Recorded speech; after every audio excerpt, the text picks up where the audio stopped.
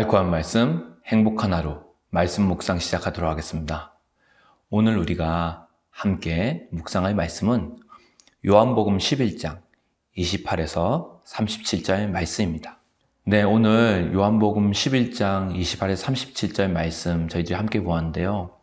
오늘 말씀을 보면 자신의 오빠를 병으로 잃게 된 마르다와 마리아, 그리고 그 자매가 너무나도 슬피 우는 것을 보시며 이제 예수님께서 그 자매들에게 하시는 말씀이 기록되어 있습니다.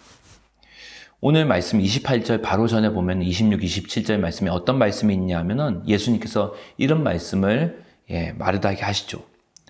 나는 부활이요 생명이니 나를 믿는 자는 죽어도 살겠고 무릇 살아서 나를 믿는 자는 영원히 죽지 아니하리니 이것을 내가 믿느냐, 이렇게 말씀하시죠. 예수님을 마음에 모신 나사로는, 마음에 믿은 나사로는 부활 생명을 가지고 있기 때문에 사실은 죽은 게 아니라 그 안에 주님의 생명이 있는 거죠. 그래서 죽어도 죽은 게 아니라 반드시 살아난다고 주님께서 오늘 말씀을 통해서 마르다에게 말씀하고 계십니다. 그래서 이 복음이 그냥 복음이 아니라 무슨 복음이다? 부활의 복음이라고 우리가 부르는 거죠. 그러면서 28에서 30절 말씀, 오늘 말씀에 보면 예수님이 이 말씀을 하신 다음에 곧장 마리아가 있는 마을인 베다니 안으로 들어가지 않으시고 마르다를 보내시며 그 대화하던 자리에 머물러 계십니다. 그리고 마리아를 데려오라고 이제 말씀하시죠. 그리고 31에서 33절 말씀 보면 마리아가 결국 이제 예수님 앞에 오는데 그냥 오는 게 아니라 예수님을 만나자마자 대성통곡하면서 웁니다. 그리고 마리아와 함께 온 일행의 다른 사람들도 그 모습을 보면서 함께 막 흐느끼면서 울죠.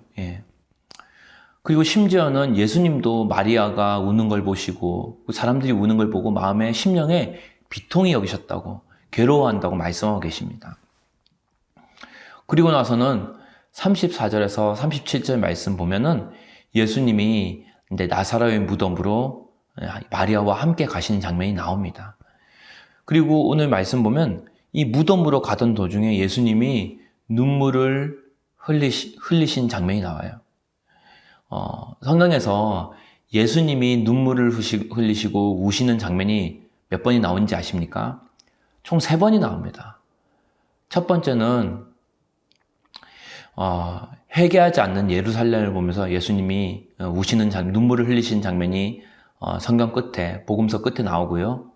또 겟세마네 동산에서 예수님께서 하나님 앞에 영혼들을 올려드리고 그것도 십자가의 사역을 앞에 두고 또 눈물을 흘리신 장면이, 우신 장면이 나옵니다.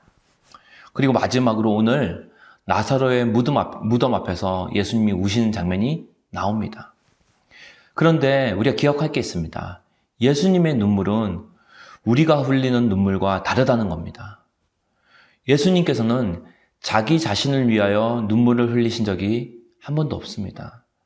오히려 죄와 죽음으로 인해 고통당하는 것을, 우리가 고통당하는 것을 보고 슬퍼하시며 안타까워하시며 흘리는 눈물이었습니다.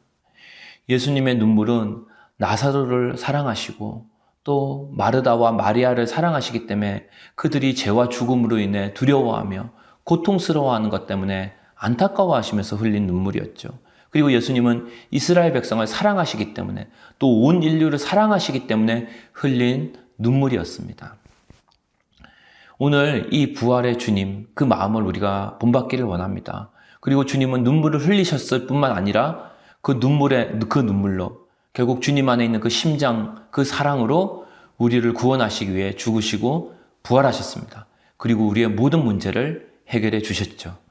오늘 그 부활의 주님의 이야기가, 이 부활 이야기가 나사로와 또 마리아만의 이야기가 아닙니다.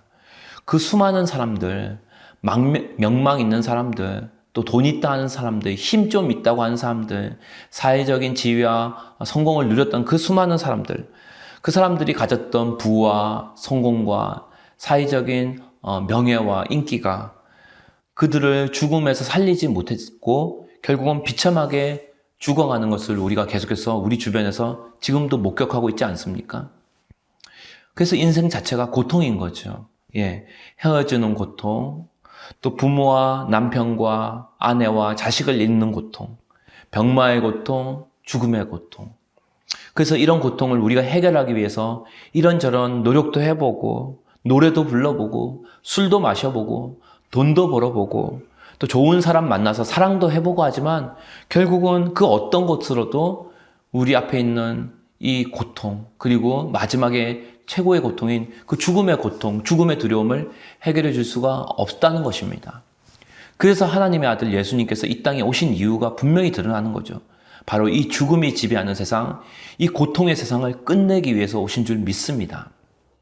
어떻게 해결하셨을까요? 예수님이 바로 부활을 통해 이 문제를 해결하셨습니다.